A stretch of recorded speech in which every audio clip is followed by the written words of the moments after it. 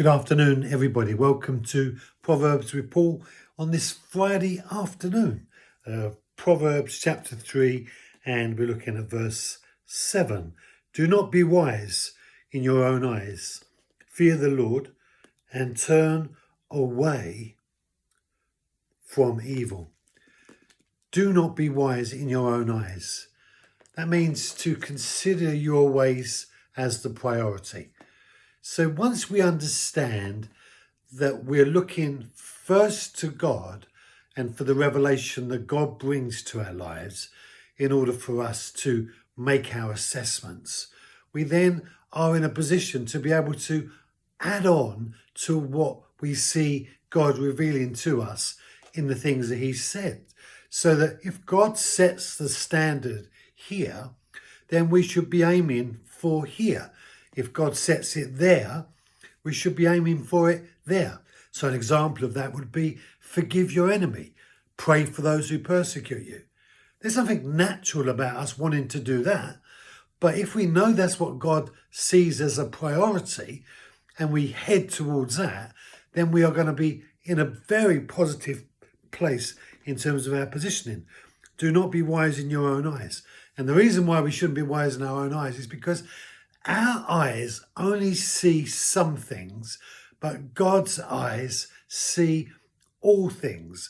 And it's with the conviction of seeing that positions us to be best positioned.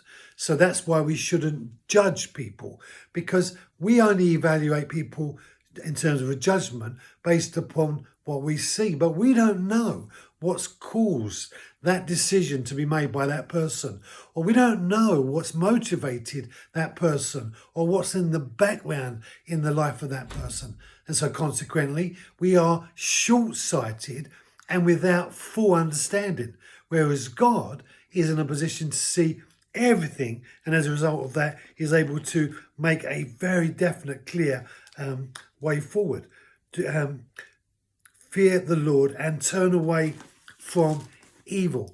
Fearing the Lord is to hold fast to His values, to look to these values. Fear the Lord and turn away from evil. And turning away from evil is to see the limitation of our assessments as for what they are.